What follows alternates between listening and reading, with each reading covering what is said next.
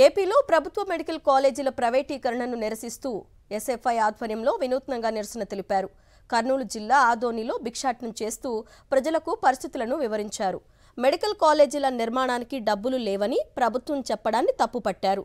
తాము భిక్షాటన చేసి ఇచ్చే డబ్బులతో మెడికల్ కాలేజీలు పూర్తి చేయాలని డిమాండ్ చేశారు. రాజధాని కోసం వేల కోట్లు ఖర్చు చేస్తున్న ప్రభుత్వం మెడికల్ కాలేజీలను పట్టించుకోవటం లేదని మండిపడ్డారు. ప్రభుత్వ విధానంలో మెడికల్ కళాశాల నడిపే పరిస్థితి ఈరోజు మన రాష్ట్రంలో కనిపిస్తూ ఉంది.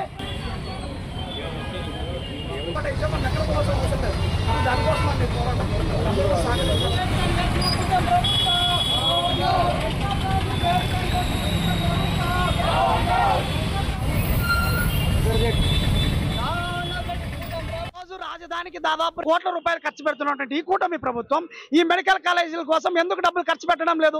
అందుకనే మీకు సిగ్గు రావాలని చెప్పేసి ఎస్ఎఫ్ఐ ఆధ్వర్యంలో భిక్షాటం చేస్తా ఉన్నాం. ఇప్పటికైనా మీరు సిగ్గు తెచ్చుకొని ప్రభుత్వ ఆధ్వర్యంలో మెడికల్ కాలేజీ నిర్మాణం చేయండి.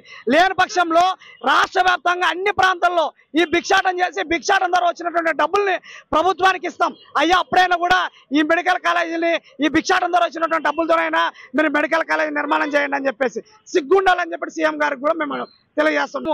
భిక్షాటం చేసి మీకు డబ్బులు పంపించాల పరిస్థితి ఈ రోజు రాష్ట్రంలో తెచ్చారు. సిగ్గులేని చంద్రబాబు నాయుడు, సిగ్గులేని నారా లోకేష్, సిగ్గులేని డిప్యూటీ సీఎం, సిగ్గులేని ఒక మంత్రి, సిగ్గులేని 7 మంది ఎమ్మెల్యేలు మన జిల్లాలో ఉన్నారు. ఆ జిల్లాలో మేము భిక్షాటం చేస్తున్నాం. మిమ్మల్ని గెలిపించుకున్న పాపానికి గత ప్రభుత్వంలో ఏదైతే పేద విద్యార్థులకు ప్రజలకు విద్యా వైద్యం అందించాలనే ఉద్దేశంతో మెడికల్ కాలేజీని ఆదమపట్నంలో నిర్మాణం చేశారు. ఆ నిర్మాణం దాదాపు 60% ఇప్పటికే పూర్తయింది.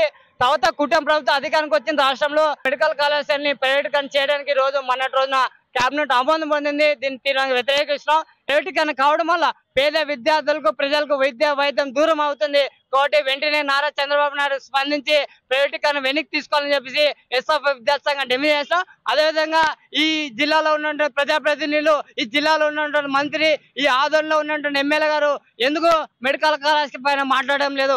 18వ తేదీ నుండి అసెంబ్లీ జరుగుతున్న అసెంబ్లీలో ప్రైవేటీకరణ చేయకుండా మీరు అసెంబ్లీలో మాట్లాడాలా, లేని పక్షంలో మీ ఇల్లుని ముట్టడిస్తామని చెప్పేసి ఎమ్మెల్యే గారికి హెచ్చరిక చేస్తున్నాం.